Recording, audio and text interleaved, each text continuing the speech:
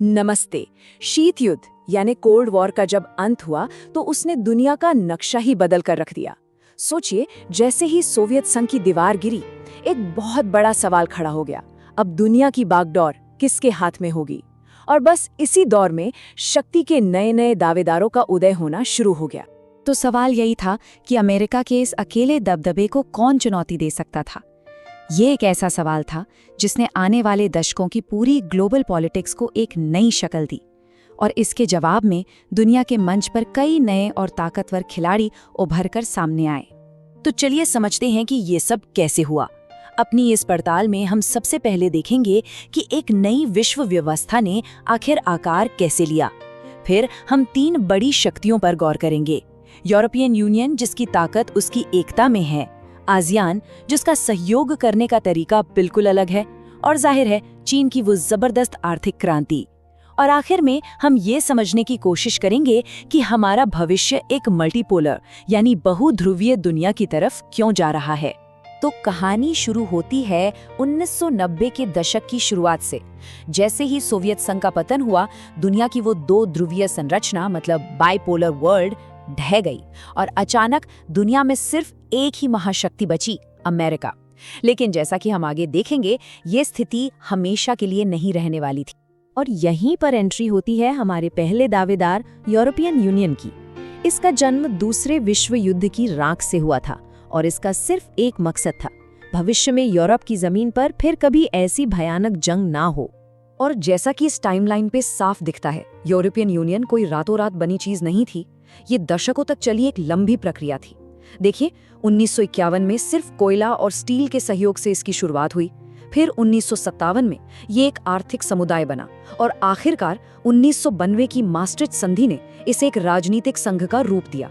और 2002 में जब यूरो आया तो ये आर्थिक एकीकरण और भी मजबूत हो गया। ये धीमी प्रक्रिया आपसी भरोसा बनाने के लिए बहुत जरूरी थी। और इसका नतीजा ये है कि आज ईयू एक जबरदस्त आर्थिक महाशक्ति है। 2024 में ईयू की अनुमानित जीडीपी $19.35 ट्रिलियन है। इसकी अपनी करेंसी यूरो सीधे सीधे अमेरिकी डॉलर के दबदबे को चुनौती देती है, और तो और दुनिया के व्यापार में इसकी हिस्सेदारी अमेरिका से कहीं ज्यादा है। लेकिन ईयू की ताकत सिर्फ पैसे तक ही सीमित नहीं है। मिलिट्री के लिहाज से भी ये एक बहुत बड़ी शक्ति है। अगर इसके सभी सदस्य देशों की सेनाओं को मिला दिया जाए तो ये दुनिया की दूसरी सबसे बड़ी सेना बन जाती है। इसका रक्षा बजट भी अमेरिका के बाद दूसरे नंबर पर आता है।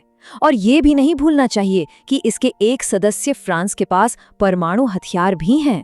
इन सभी ताकतों के साथ ईयू अब सिर्फ एक संगठन नहीं बल्कि एक राष्ट्र राज्य की तरह काम करने लगा है।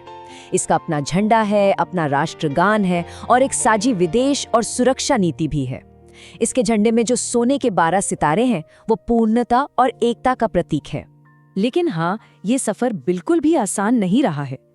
ये जो 2003 का कार्टून है, ये ईयू को टाइटैनिक के रूप में दिखाता है, जो अंदरूनी मतभेद और यूरो संशयवाद जैसी बर्फीली चट्टानों से जूझ रहा है। कई बार सदस्य देशों की विदेश नीतियां एक दूसरे से बिल्कुल अलग होती हैं।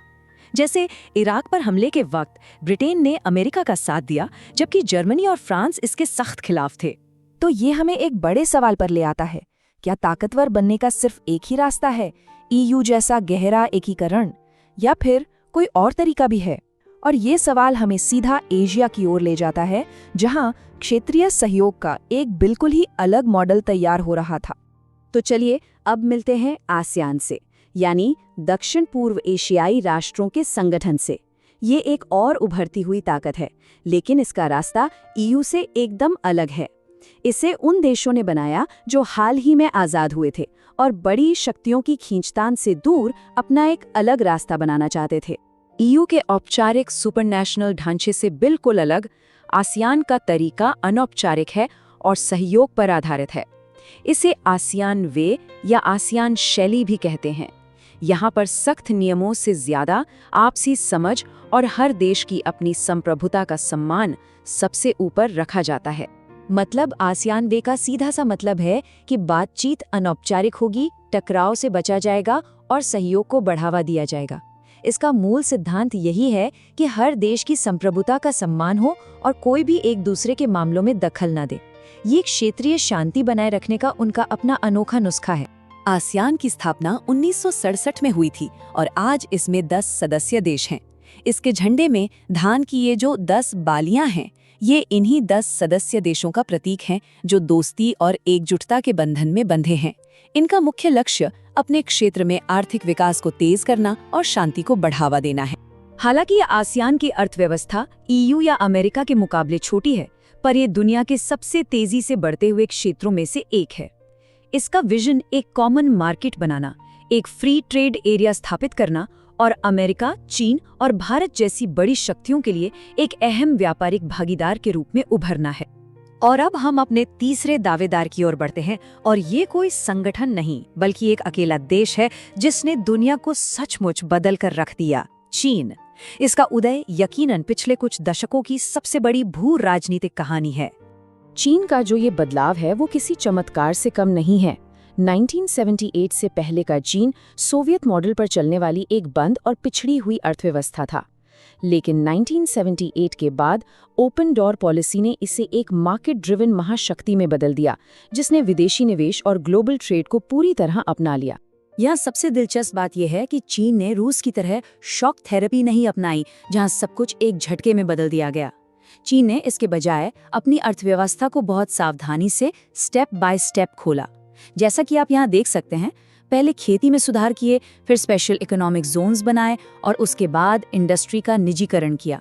इस पूरी प्रक्रिया में सरकार ने बाजार को बनाने और उसे कंट्रोल करने में एक सेंट्रल रोल निभाया। इन सुधारों की सफलता इतनी जबरदस्त रही है कि अनुमान है कि चीन 2040 तक अमेरिका को पीछे छोड़कर दुनिया की सबसे बड़ी अर्थव्यवस्था बन जाएगा। आज ये पूरे पूर्वी एशिया के विकास का प्रमुख इंजन है, लेकिन इस तेज रफ्तार विकास की एक बड़ी कीमत भी चुकानी पड़ी है। चीन में बेरोजगारी बढ़ी है, काम करने की स्थितियां खराब हुई हैं, पर्यावरण को भारी नुकसान पहुंचा है और भ्रष्टाचार भी बढ़ा है। साथ ही गांव और शहर के बीच आर्थिक असमानता जैसी बड़ी चुनौतियां भी खड़ी हो गई हैं। तो ईयू, आसियान और चीन, इन तीनों के उदय ने ग्लोबल सीन को हमेशा के लिए बदल दिया है। अब हम एक ऐसी दुनिया में रहते हैं जो कोल्ड वॉर के दौर से बिल्कुल अलग है। वो एक अकेली महाशक्ति का दौर अब खत्म हो चुका है। दुनिया अब मल्टीपोलर यानी बहुध्रुवीय है, और यहाँ आर्थिक हित आपकी भू राजनीतिक दुश्मनी पर भी असर डालते हैं। देशों के बीच गहरी आर्थिक निर्भरता ने उनके आपसी रिश्तों को और भी ज्यादा पेचीदा बना दिया है। इसका एक बेहतरीन उदाहरण हमें भारत और चीन के रिश्तों में देखने को मिलता है। देखिए, एक तरफ 1962 के सीमा संघर्ष जैसी ऐतिहासिक चुनौतियां हैं, लेकिन दूसरी तरफ आज दोनों देश बहुत बड़े आर्थिक भागीदार हैं। जैसा कि देखा जा सकता है, 2017 में उनका द्विपक्षीय व्यापार $84 बिलियन से भी ज्यादा था।